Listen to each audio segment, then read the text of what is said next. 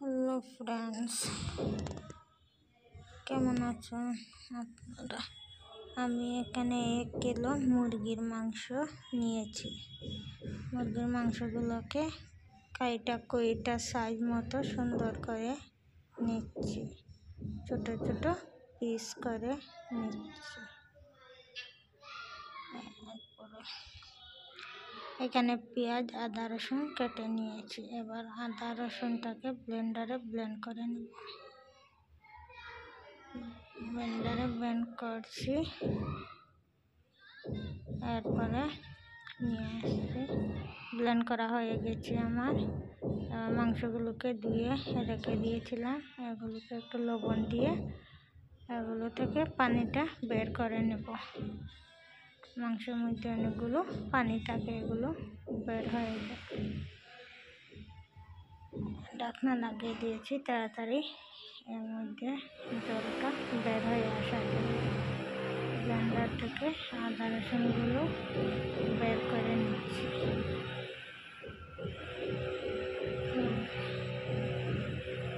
আদা রসুনগুলো ব্লেন্ডার থেকে বের করে নিয়েছি। এবার ঢাকনাটা উঠিয়ে দেখুন তো কি পরিমাণ জল বের হয়েছে মাংস থেকে।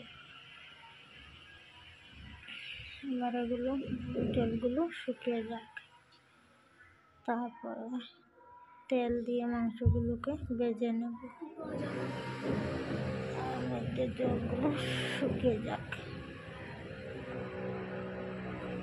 জল শুকিয়ে গেছে।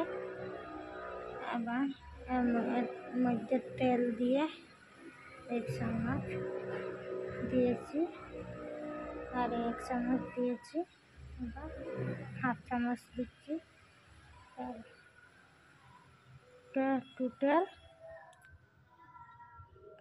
2 চামচ আর আধা চামচ দিয়েছি তেল। এর মধ্যে একটু হলুদ গুঁড়া দিয়ে মাংসটাকে ভালো মতো লাল করে ভেজে নেব। ভাজা হয়ে গেছে মাংসটা। এবার পেঁয়াজ দিয়ে একটু নেড়ে চেড়ে নিচ্ছি। আদা রসুনের পেস্টগুলো দিয়ে দিয়েছি,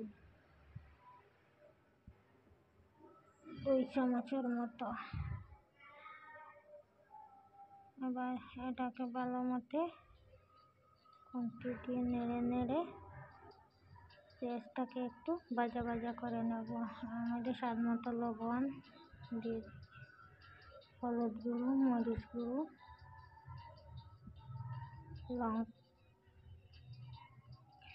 আর গরম মশলা গুঁড়ো, জিরে গুঁড়ো, গোটা গরম মশলা, তেজপাতা, সব কিছু উপকরণ দিয়ে নেড়ে চেড়ে এবার একটু জল দিয়ে মশলাগুলোকে মাংসের সাথে কষাতে দেব। মাংসের সাথে ভালোভাবে কষাবো। মাংসগুলোকে কষানো হয়ে গেছে। এবার আরও একটু পরিমাণ মতো জল দিয়ে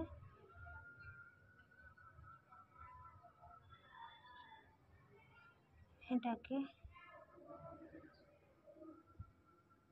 ভালো করে এবার মাংসগুলো রেডি হয়ে গেছে। এবার প্লেট সাজানোর পালা। আরও একটা নতুন ভিডিও নিয়ে